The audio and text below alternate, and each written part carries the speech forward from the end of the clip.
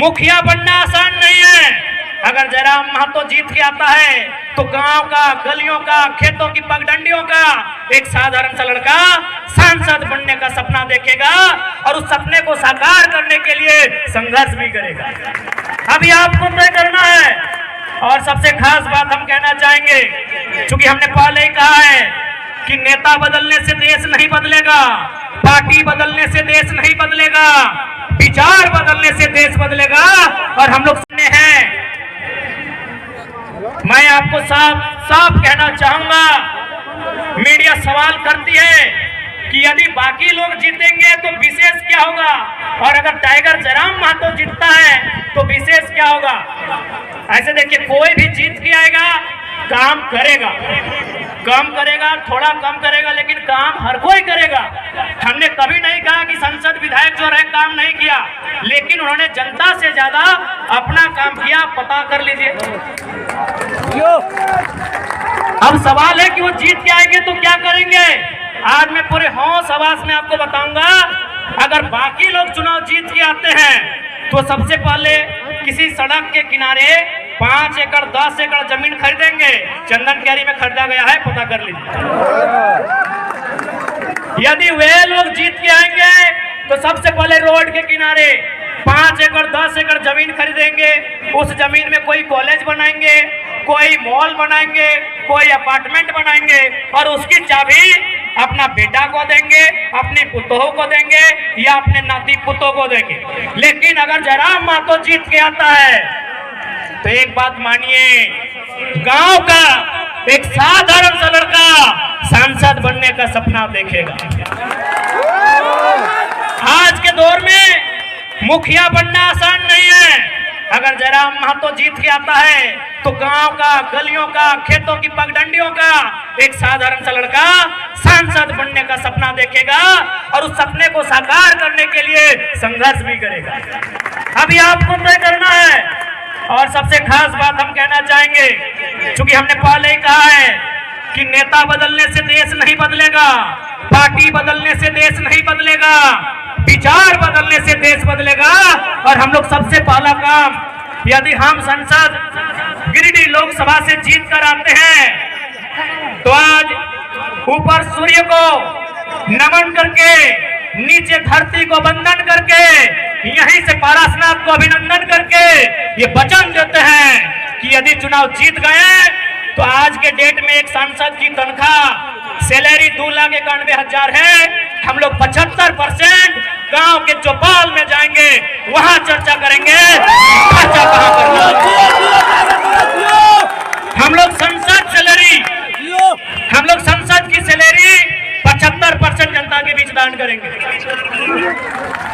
और एक बात आपको आश्वस्त करेंगे, क्योंकि आज किसी भी नेता के बारे में पता कीजिए, आज वो कहते हैं वो गरीबों के नेता हैं, वो मजदूरों के नेता हैं।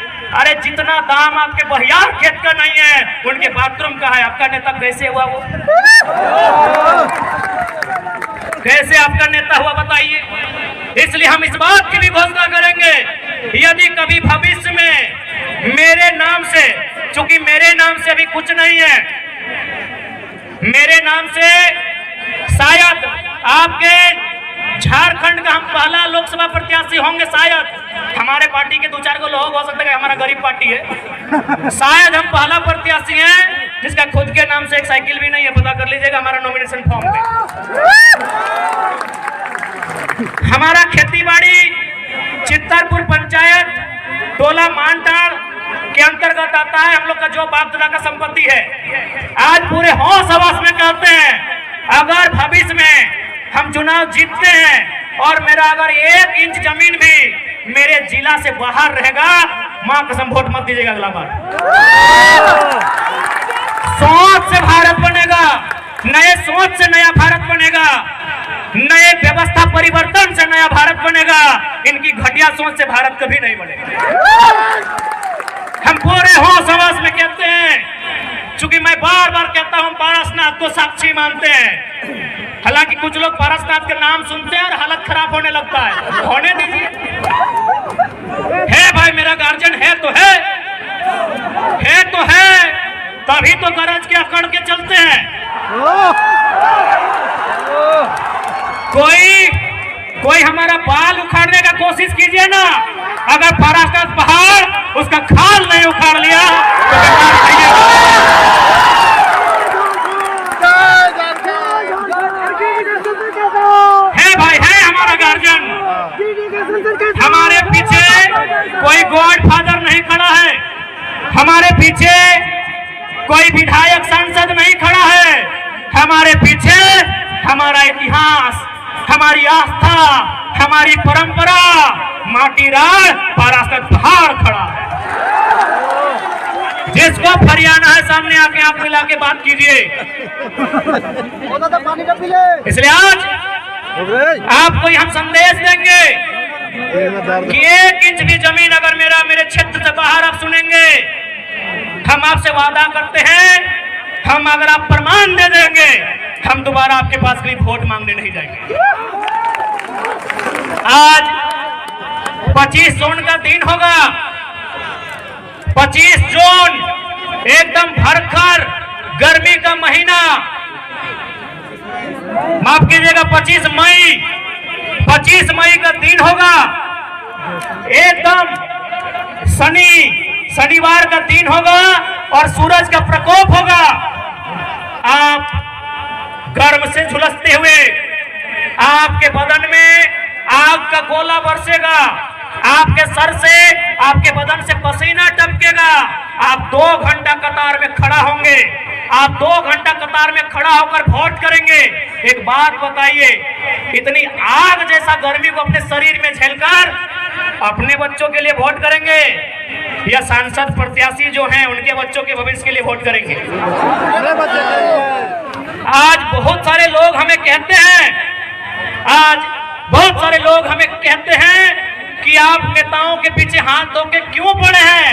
हम उन्हें कहना चाहेंगे कि यदि वो नेता व्यापारी होते, यदि वो नेता बिल्डर होते, यदि वो नेता किसी कंपनी के मालिक होते, हम विश्वास दिलाते हैं, उनके खिलाफ एक बात नहीं कहते, लेकिन वो हमारे वोट से नेता बने, वो हमारे वोट से MP MLA बने, और यदि काम वो अपने बच्चों के लिए करेंगे तो भैया हमें तकलीफ होगी, क्योंकि हमने वोट अपने बच्चों के लिए दिया था।